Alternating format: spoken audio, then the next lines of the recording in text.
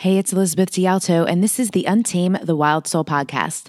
From body image, sex, spirituality, money and relationships, to motherhood, creativity, business, communication, and desire, Untame the Wild Soul is the place to come for real stories and powerful advice to help you reclaim and redefine womanhood in the 21st century.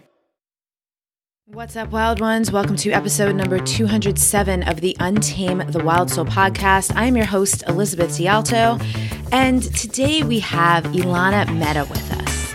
Ever have a visceral response to seeing someone do what they do best? That is how my first encounter with Elana went. Watching her dance at an event literally made me cry.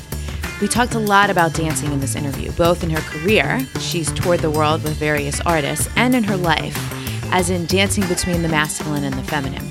We also talked about mastery, the importance of practice and commitment, and she shared the creative process and evolution for her upcoming Wild Vessel event. She even introduced me to a term I'd never heard before, biomimicry. So have a listen to find out what that means and to hear the rest of our juicy chat. Some of the big things we covered in here are the polarity in all of life, what a protector actually is, does, and why we crave it, and how there is no blame in taking responsibility. As well, I just always want to remind you that if you are looking for resources to help you implement and integrate some of the things we talk about here on the podcast, we have lots of free resources over at wildsoulmovement.com/resources. Specifically related to integrating masculine and feminine energy.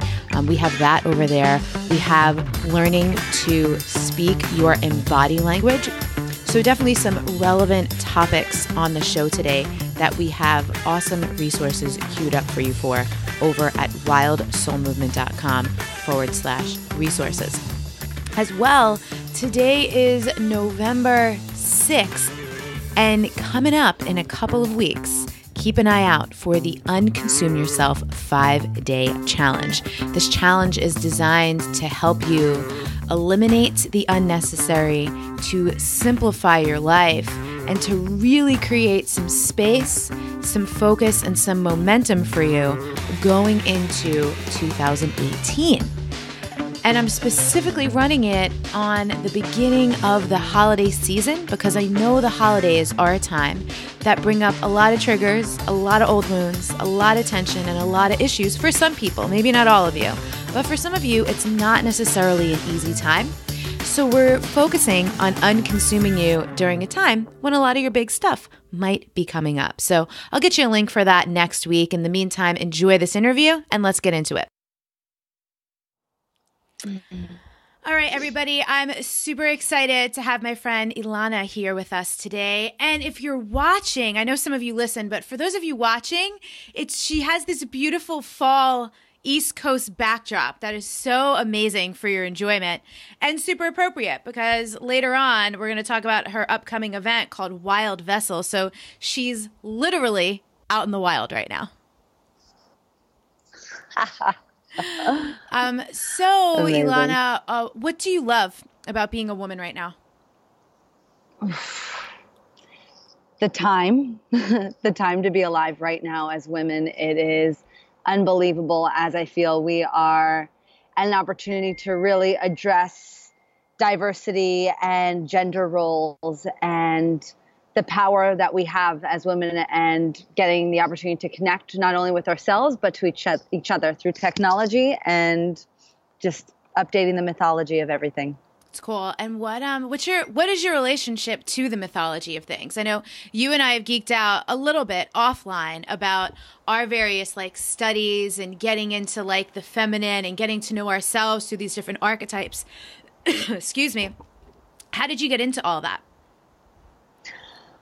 Whew. How did I get into the archetypes?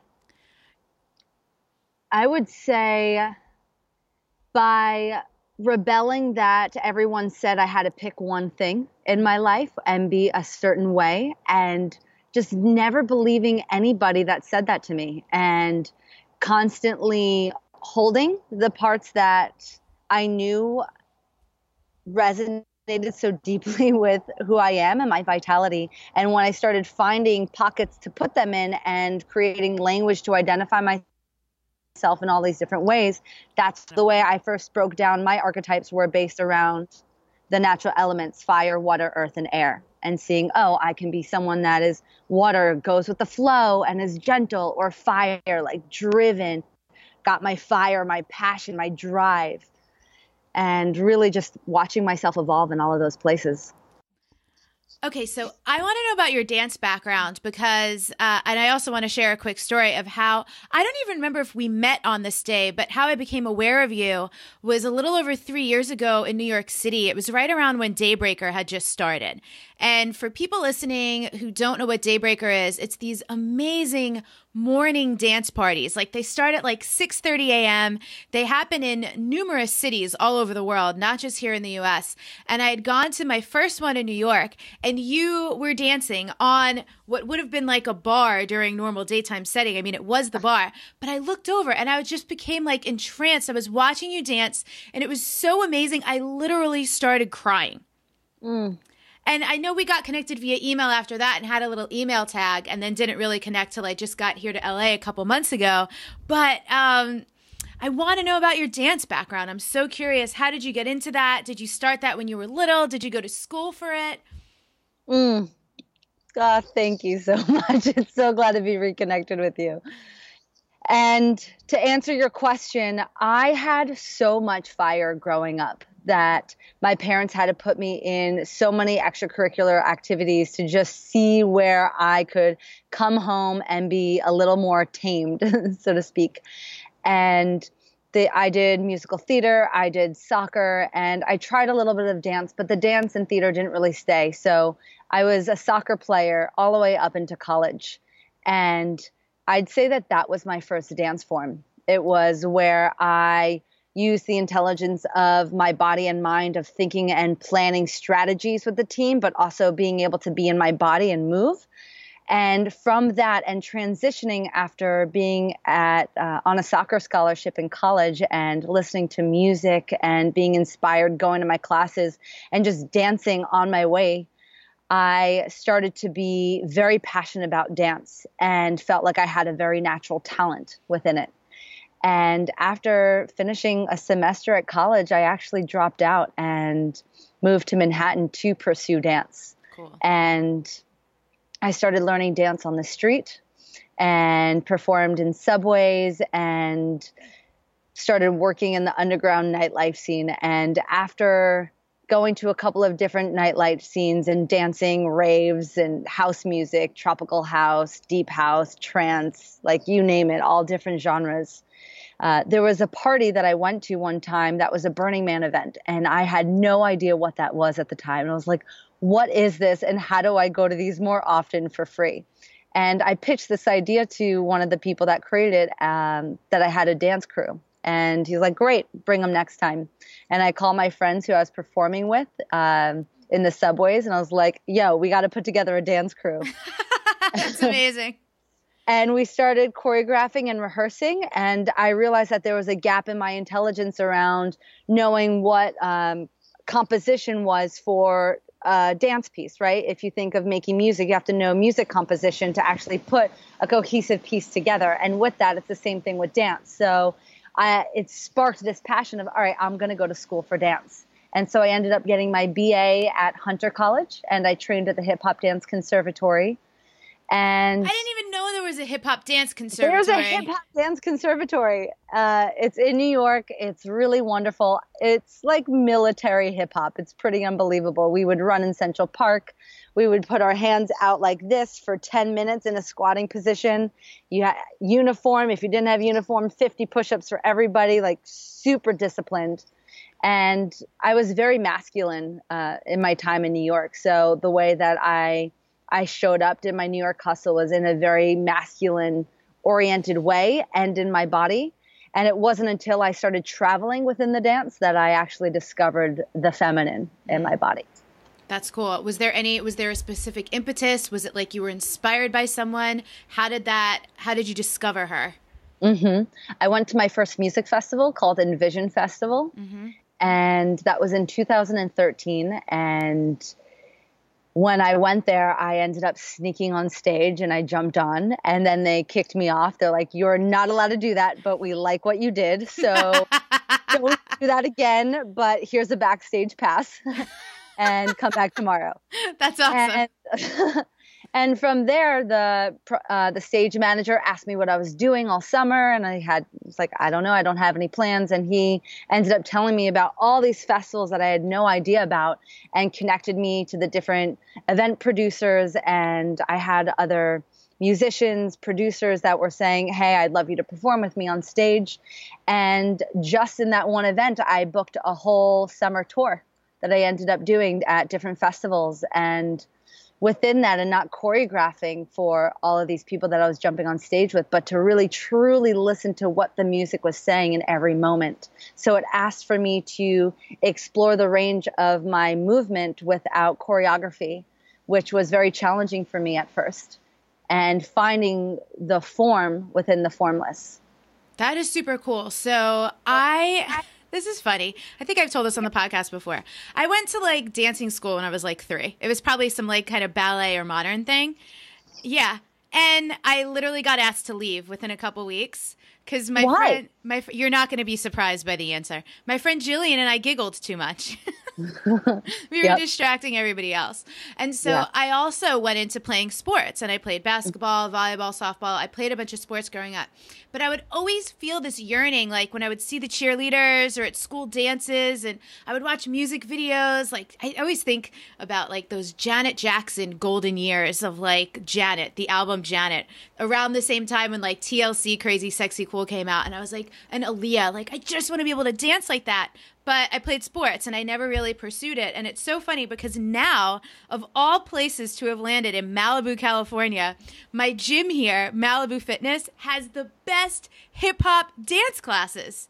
Wow. So I've been going a couple times a week, and I feel like I'm like the opposite of you. Like, so I always, at a certain point, I did learn how to salsa in my mid-20s, which really helped me to connect to my body and really helped me to allow myself to be led.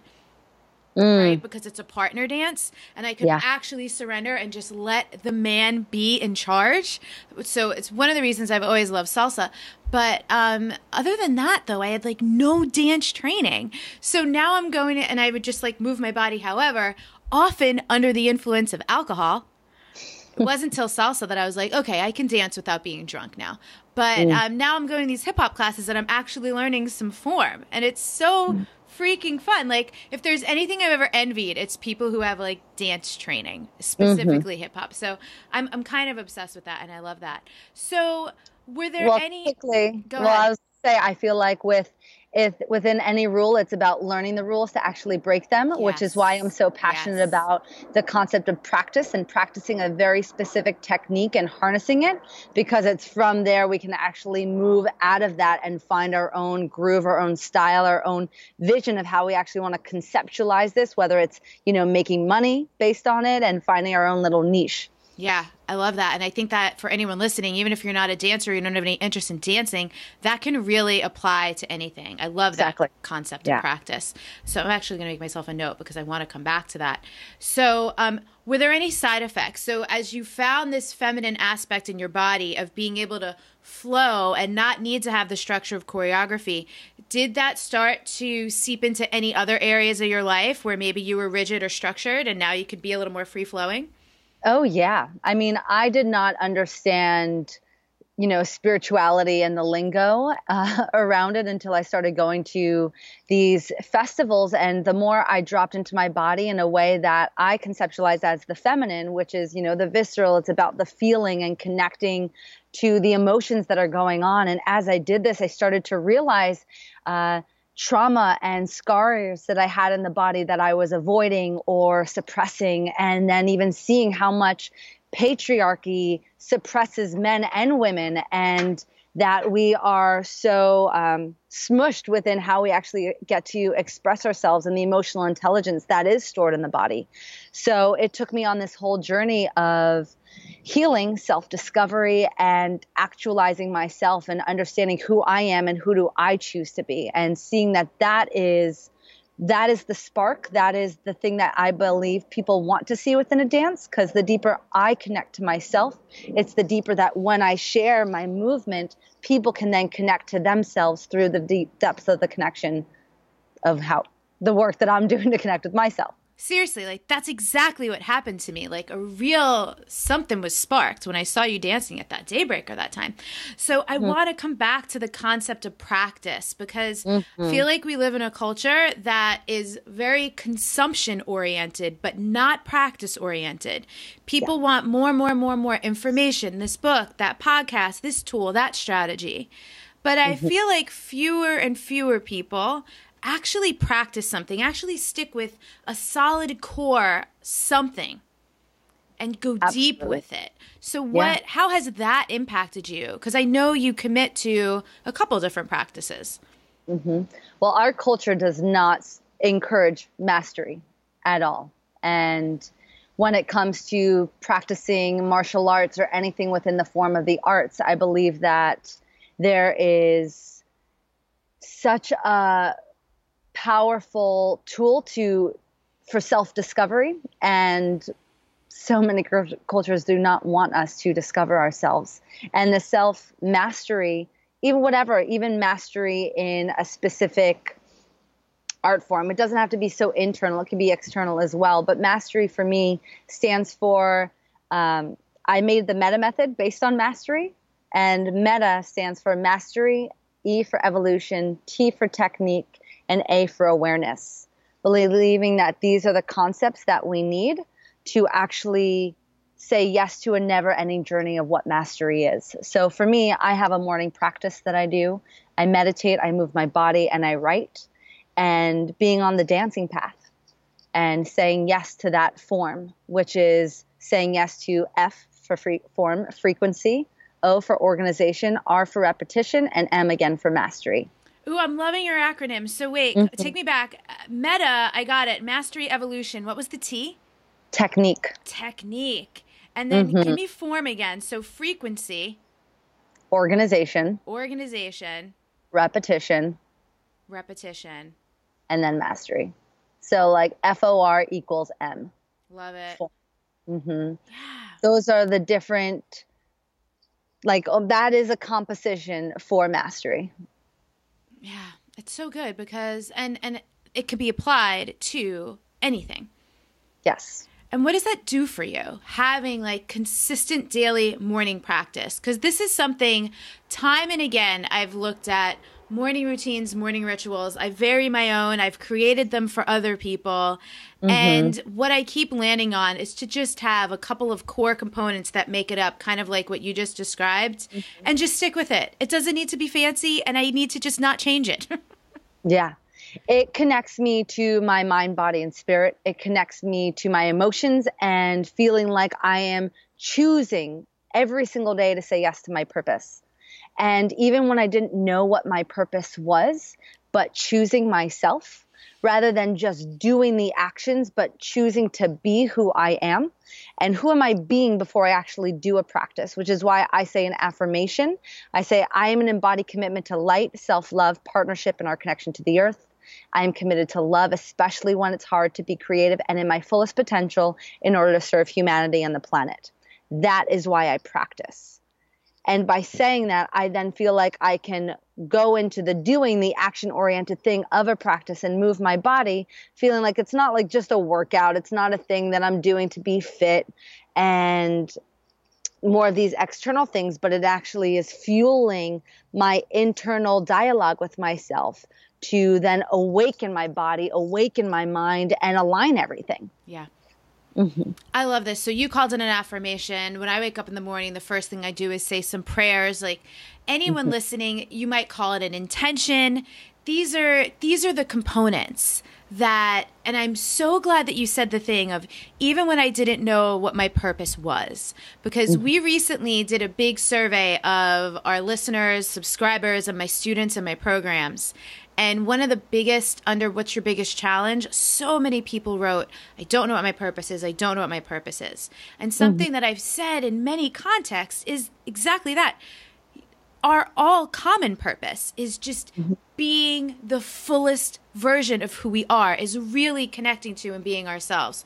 So even if you don't know what like your service or contribution is to the world, I love how beautifully you said, every morning I could still show up and commit to being myself. Yeah. And choosing that.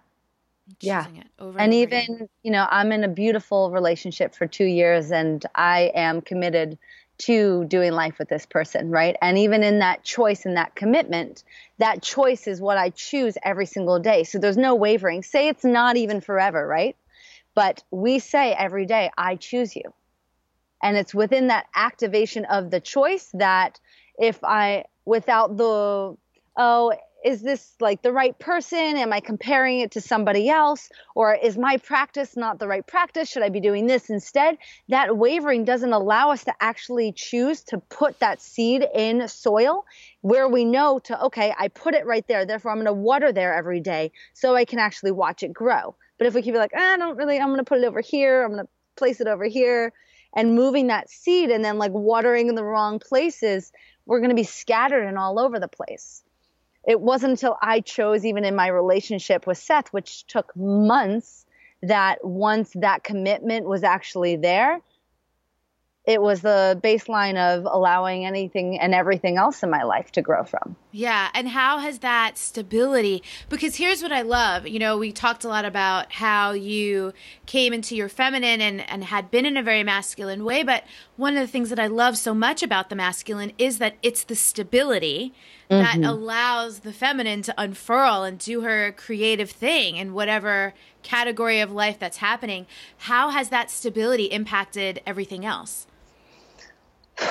The masculine and the feminine, the yin, the yang, the darkness, the light, the sun, the moon, the left brain, the right brain, our intellect, our emotions, like this yin and yang, this back and forth, this polarity it's in everything. It is in all life.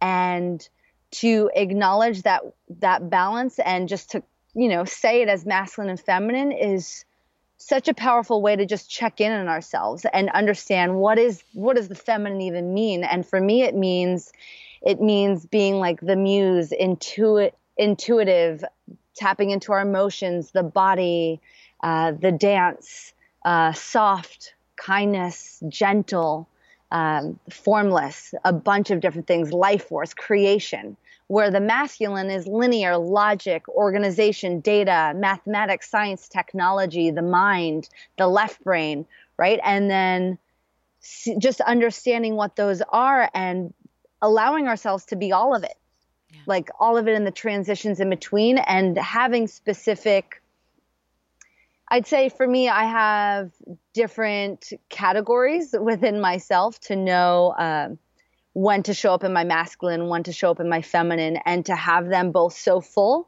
that even when I'm like typing on the computer so much and sending out emails, what can I use within my feminine practices to bring ease and nourishment and a state of ease and calmness into that more masculine side of myself. Yeah. And that is pausing and touching my body and breathing. I love this so much. Keep going, keep going. Sure. And what I have noticed for, you know, working with hundreds of women, that a lot of women are either really in their masculine or really in their feminine and have had struggled to find the balance with both of them. And again, it is a choice, and it's a choice to choose what you're going to practice. And the reason a lot of people don't do this sort of work is self-development is not an easy thing. We're so stuck in our habitual patterns and how we have shown up for ourselves, our friends, our family, for our entire lives, that it is going to take actual work to find and develop a new homeostasis on how we are compatible within ourselves on a daily system. Yeah. And I appreciate all the different terms that you've offered: masculine, feminine, light and dark, sun and moon, all these things, because I know some people listening get really tripped up on the words masculine and feminine, because even though we're talking about energy, So when people, if they don't necessarily gender identify with one or the other, that can get people tripped up. So we're not talking about gender, we're talking about energy, but there's still many other different ways to look at it. And you've given some cool bullet points. But what I also appreciate is that you said, for me, it looks like ... right? Mm-hmm. And I know, people ask me all the time, well, what is the feminine? What is the masculine? And, we could list out all these things, but ultimately, when we talk about reclaiming and redefining womanhood on this show, we're talking about finding that integration that is your own, you, the listener, right? Correct. And that will change with your season of life. It might change depending on where you are, right? Like depending on your job or what you do. Even being a mother. Mother is a feminine archetype, but being a mother requires a lot of doing and a lot of tasks. Mm-hmm. And there's a lot of masculine energy required there to like show up and do mom, So right. It's so fun and interesting. So you also, I know you're creating, I'm excited to talk about this. You're creating a live event called Wild Vessel, and the inaugural one is coming up. So this interview is going up on, it'll be November 4th, I believe, and the event is soon. It's November 18th. So by the way, anyone listening who's in the LA area or close to the LA area or who might want to go, grab some tickets. You can check it out at wildvessel.com. But before we get to the specifics of the event, I love digging into people's creative processes. So how did this idea happen for you? What made you want to do it? Because it's no small undertaking. So much.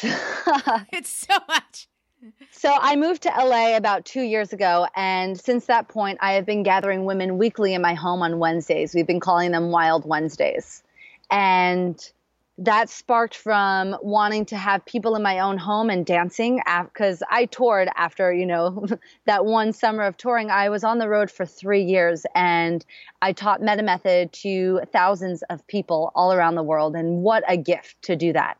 And then there was nothing I wanted to do more than gather women in my own home, which was also a terrifying thing because women to me still in my mind were girls.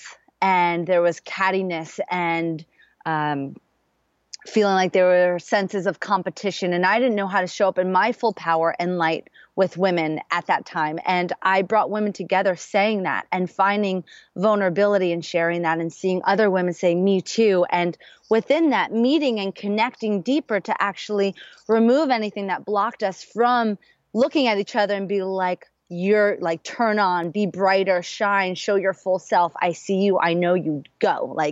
And being able to see each other and give that permission was transformative for all of us. So we would gather and eat food and dance and share what's on our minds. Like, how are we showing up sexually? How do we show up for our families, our friends, ourselves? Do we commit to ourselves? If not, why? What is the trauma around men? What are our traumas around women? Asking all of these questions. And from that, I developed an online course called How to Goddess. And then in March, I had an unbelievable orgasm that distilled into information, which has become Wild Vessel. I love that. And my orgasm told me I needed to create this thing. It did. And, I'm not one to you can't make this shit up. No. You can't make this shit up. And so Wild Vessel is something that, we have called Wild Vessel a soul baby. And 8 months later, as if, I've been pregnant in 3 weeks, she's birthed and we have her. And I shared the vision with the group of women that were gathering at the Vessel and at the Wild Wednesdays. And everyone was enrolled. We're like, all right, how do we do this? Let's go for it. And so now we have an unbelievable team that is doing this as a passion project because we so believe in what this is. And what it is immersive experience designed to empower the feminine in women and men and anybody in between, right? Because we're talking about an energy. We're not talking about gender roles here. So how do we start getting men into the conversation? Because when women feel safe to express themselves, the amplitude healing that happens for us in this, the all-encompassing experience of our lives is unbelievable. So we believe there's nothing more powerful than women coming together and holding a framework for women and men to feel safe, to drop into deeper layers of their self-expression and really unleash kind of this inner wildness. So it's sexy, but it is not sexual. We'll be talking about the fine lines between sensuality and sexuality. For the men, how to be protectors, not predators, or even be passive. And for the women, it will be just sisterhood and going through this whole rewilding. Instead of like rewire the senses, rewilding the senses. Mm-hmm. And so the setup, it's so interesting. So I went to your soft launch event, and I know part of your vision here is that there's a large group of women and a smaller group of men. Mm-hmm. And there are portions where the men are actually holding space for the women so that women can experience being safe and also expressing themselves in the presence of men. Mm-hmm. And it was really funny. I want to tell a story. While we were there, we're at this gorgeous house in Laurel Canyon in LA, which is like such a cool neighborhood. Like classic rock was born in that neighborhood. I was geeking out on it actually before the event.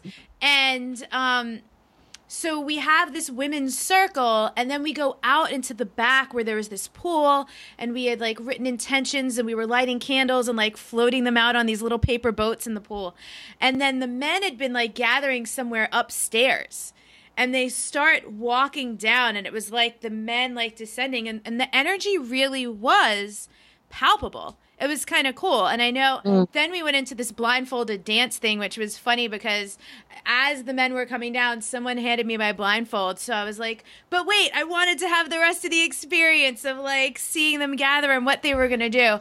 But what was cool was even once I put my blindfold on, you could just feel it. So I'm super curious. What were they doing up there? The men were setting their intentions of what they want to contribute to Wild Vessel, and talking about, as modern men, they have an opportunity to redefine the feminine, even in the sense of conversation for men and masculinity. And what does it mean to be a man today? Yeah. And understanding what a protector is, and giving like a list of language to that, so men can start showing up and understanding women. Yeah. And understanding the feminine. So these men are there to listen, to learn, to understand themselves, and even what does holding space mean, right? Figuring that out. So that's why those men are there, and that's why we have a 4-to-1 ratio of women to men for the event. It's super cool. And I love this concept of protector, because even though we do live in a modern and even progressive and evolving world where a lot of people are talking about equity and equality, a lot of women, I mean, I know my personal friends and a lot of women in my groups and my programs, and even myself, still have a desire to experience a man as a protector, and in some cases a provider as well. But like that protective instinct, it's like one of my favorite things about men, even in the smallest ways. Like yesterday I was at Home Depot and I was buying like this big planter thing, and it was kind of heavy. I could carry it though, but I had pulled my car up just so I didn't have to walk all the way to the car. And the guy behind the register was like, "How far away is your car?" And I'm like, "It's right outside." He's like, "Let me get it for you." And I was like, "Yes, thank you so much." Like I could have done it, but even that small act, and it was so cool because it was like effortless. He literally like grabbed it with one arm. Meanwhile, I'm like waddling, trying to like use my whole body weight to carry this thing. And it just felt so good. Amazing. Yeah. And I love that. It's amazing. And also to, support men and women to understand, what does a protector even mean, right? It doesn't mean that you need to save us. There's no saving involved. Right. It's not about like, it's your job to protect us from the world and things like that, but just being an active voice and understanding the protection of the planet, the protection of the whole ecosystem and the system that was created before we created a patriarchy ecosystem and culture, and, understanding biomimicry. What's that? Biomimicry is the methodology of the system of plants and life and nature and how it progresses and evolves. And even look it up. It's so beautiful to see biomimicry in business development, because it's then like business connecting to systems already in place. So it grows naturally and is actually regenerative, and it is thinking in a way that is supporting the whole evolution of this planet. That is so amazing. Creating businesses that are evolving with the world. Awesome. So that's the protector aspect. And then there's a couple different things going on at this event. And the reason I'm so interested is because each thing has its place. Mm-hmm. And it kind of builds upon itself. And I've been to events that are, I've referred to some events as like the Russian dolls of events. It's like this inside this inside this inside this, but there's not really a cohesive function. And I've been to one of your planning meetings, and so I know it actually does flow and it goes together. So can you talk about the components and why each one is important? Yes. Well, first with that, I want to talk about the women holding the framework of the experience. So there will be highly trained experts of psychotherapists, wellness practitioners, coaches, tantric sex experts, movement teachers, and artists that are all holding the experience for about 170 other women.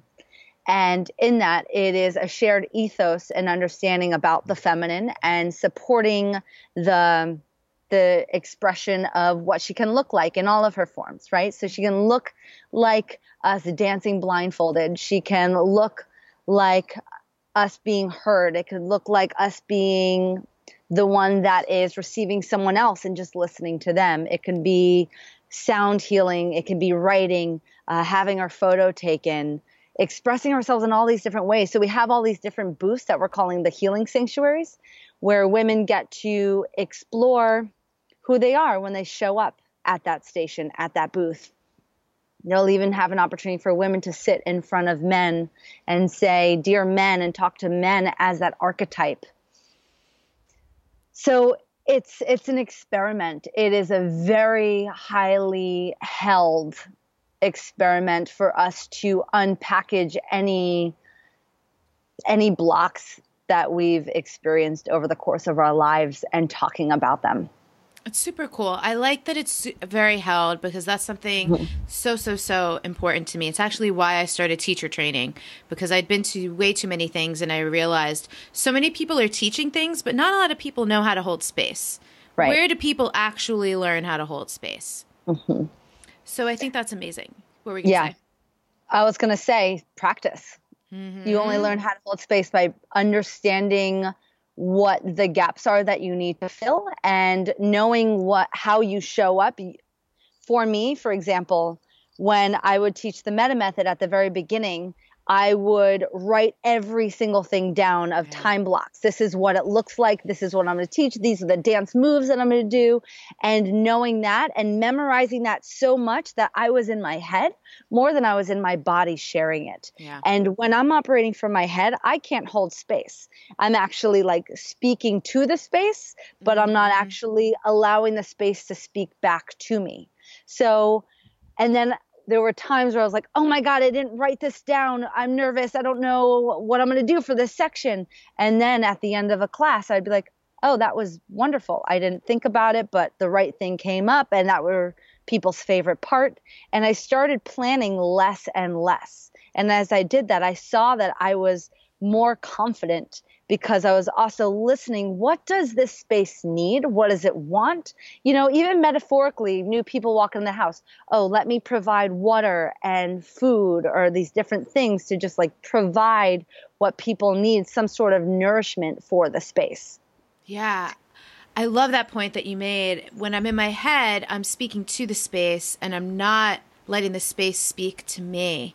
Yeah. So for people listening, I want to focus on a couple things here because maybe you can't come to this particular Wild Vessel event, but in your own life, experimenting with these different forms of expression, right? Yeah. With perhaps gathering your own people in circles or asking a man you can trust in your life to sit down and have a conversation about the feminine and the masculine and how they work together and what's their relationship to being a protector. Like a bunch of these little things that Elana has mentioned. I mean, not little, but different things could be so impactful, and you could take them into your own life. And I know that's part of your intention as well, to create these experiences to show people what's possible. So if you're listening to this and feeling discouraged because you're like on the other side of the planet and can't make it to LA in a week or 2 weeks, it's totally cool. Maybe you can make it to another one. But I want that as well. Think about experiences you have where people are like talking at you and they're not listening to you, right? Or when you do that, or when you're in your head, and how your actual ability to connect with others or the space that you're in is inhibited by that. Like, these are some really amazing points that you can integrate into your own life in a variety of different ways. Mm-hmm. That's beautiful. And that's what I would say the women will be doing, those 30 women that I just mentioned.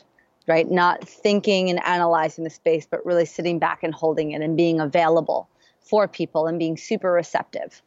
I also want to say that we are calling this an immersive experience, as it isn't just an event. It's not a party, but it's like a deep house experience. The music is going to be bumping the whole time. We have incredible food and drinks and a community, and it's going to be luscious and sexy and candlelit with rose petals, but it's also, you know, kind of has a workshop format. And within knowing that I have the ability of holding space after practicing that over and over again, that to bring people into that amongst other women that are doing that, I'm just so excited to see what this bubble looks like. I can't wait to hear about this. Oh, sorry, keep going.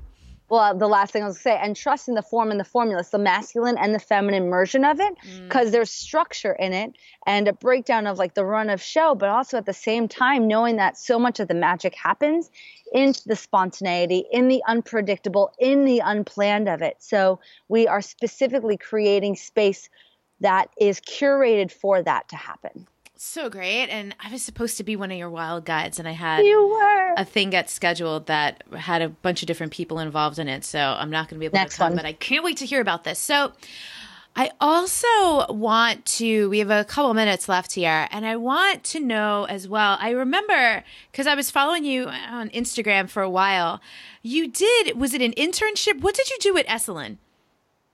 Esalen, yeah, I did their work scholar program for 3 months. Which was what? Because I remember I was reading some post about you like scrubbing toilets, and I just thought it was so cool.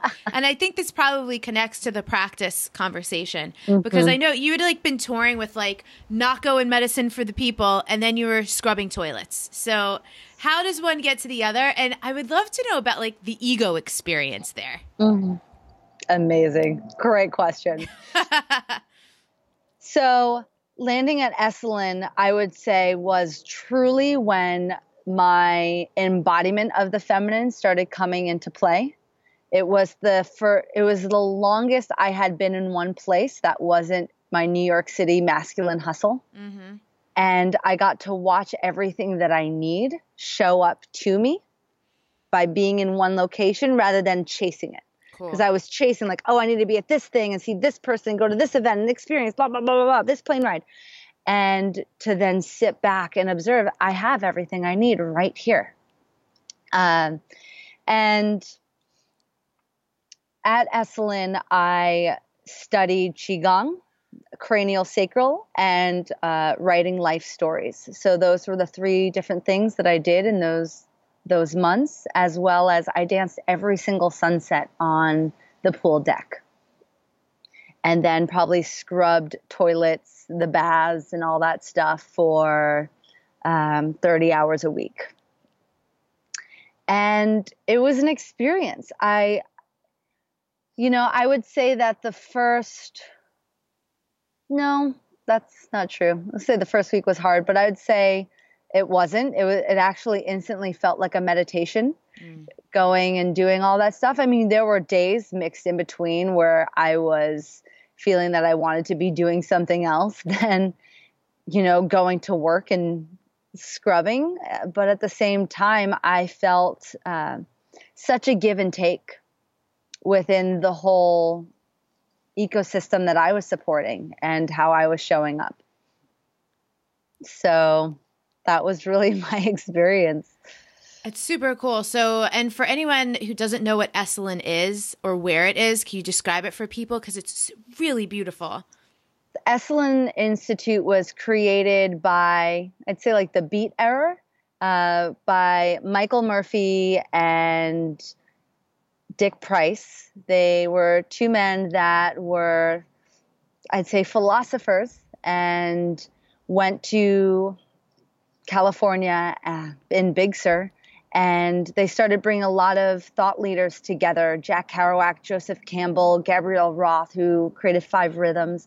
All these different people came to kind of talk about the mythology of the human experience. And they coined themselves as the Human Potential Movement. And they created this place called Esalen where people would come and write their books and just talk about another possibility and way of living life.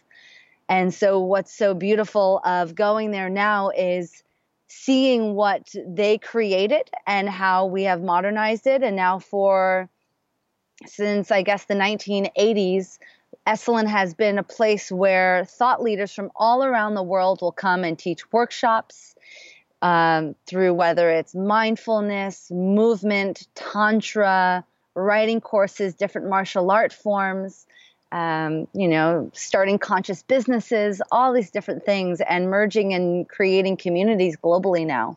So it's really beautiful place. And I love to say we are them then, but now.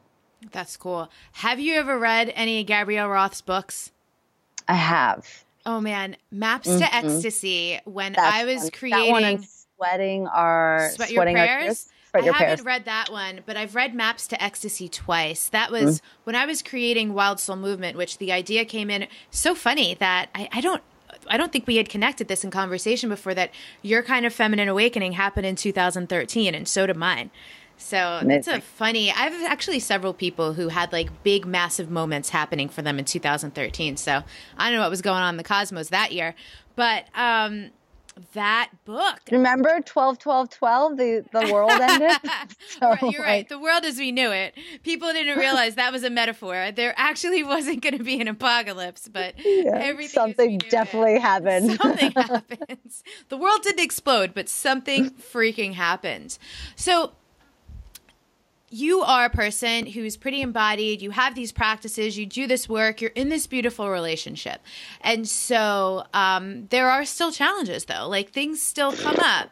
So how are you, I use the word untaming. Where are the little places and spaces where you're still untaming yourself, meaning where you still bump into your programming and conditioning, where you go, oh, it actually doesn't have to be that way. I just still think it does because that was just the message in my brain for God knows how many years. Totally. Sometimes I am still very, very disciplined and hard on myself to a fault, where I feel that there's not enough time in the day to get everything I want to get done. And I will find excuses and reasons why I didn't show up as best as I could. And that's why those things didn't happen. And I even have on my computer that says, I am time. It says like in my upper right corner.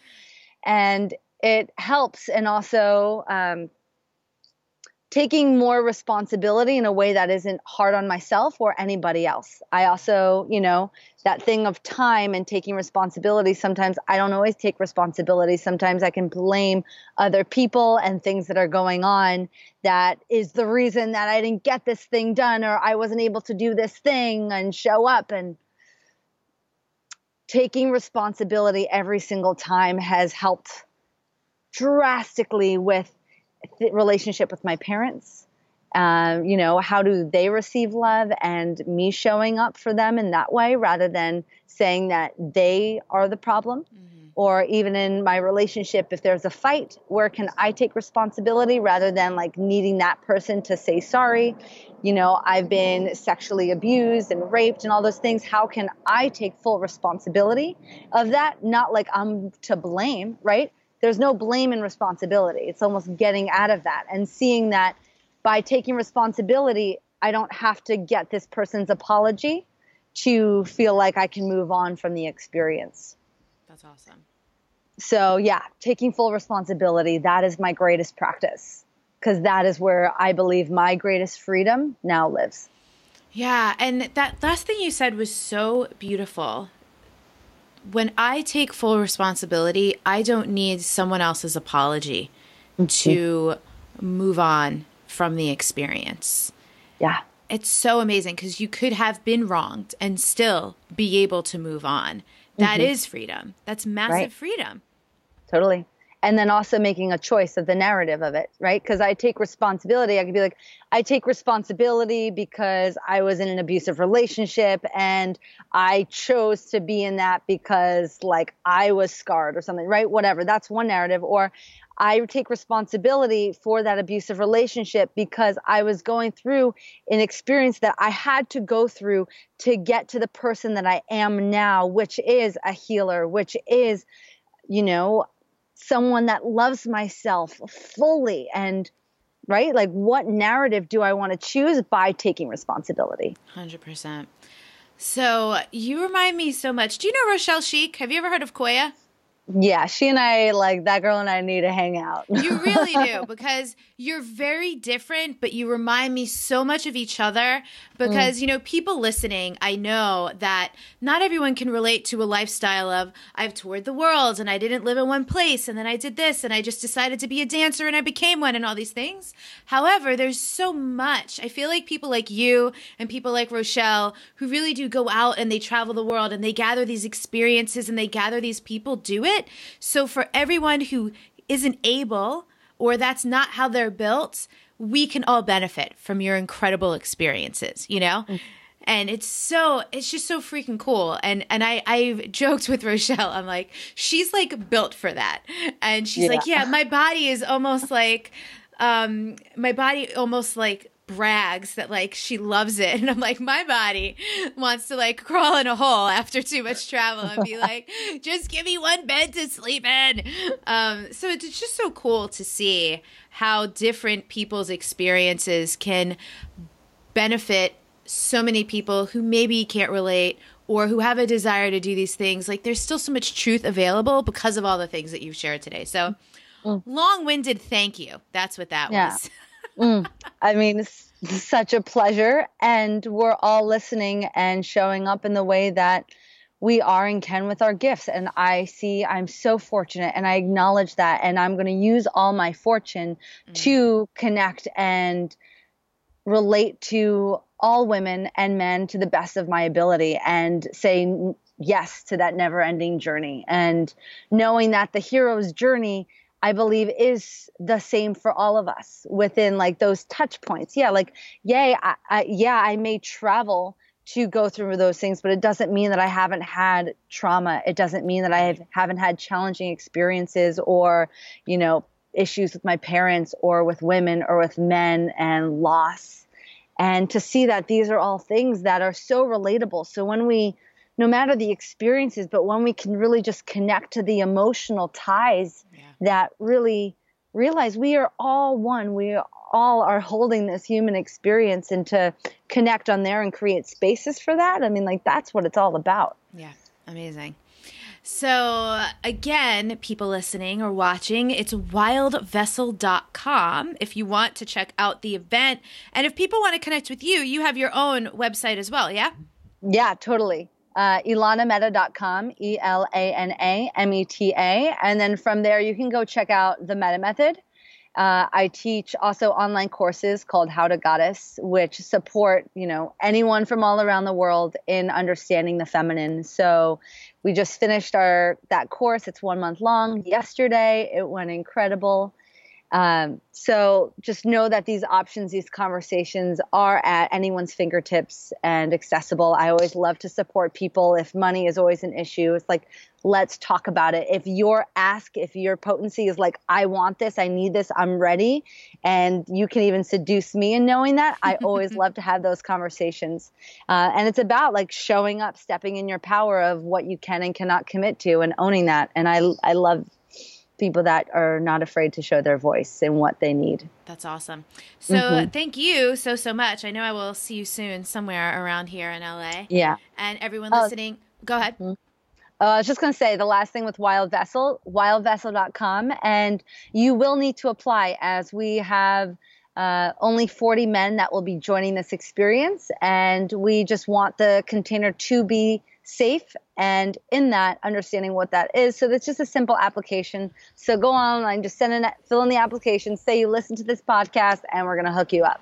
This is amazing because I didn't know that people had to apply. That makes me even more excited. So smart. And I need to look at my board over here. This is going to be episode number 2. Where's November? 207. So all of these links, everyone, that we just fired out. Is it really? Mm-hmm. untameyourself.com/episode-207. You don't have to remember all those links. We're going to put them all on the show notes page as well. So, all right, Mama, go enjoy that fall weather over there. Have so much fun, and I will see you soon. Thank you so much for being here. Oh, my love. Mwah. Thank you so much. What a gift. The most important thing to do is understand that you are not your sun sign alone. Most people just know their sun sign, and some people don't even know their sun sign because they think that if they're born on the 21st, that they're automatically a Taurus, when indeed they're the last degree of Aries. So it just never made sense for them. So know what you're talking about. Understand that astrology is so nuanced, right? You are not just your sun sign. You're your moon sign. You're your rising sign. You have a Mars, you have a Mercury, you have a Venus, and it's all about the configuration of the planets.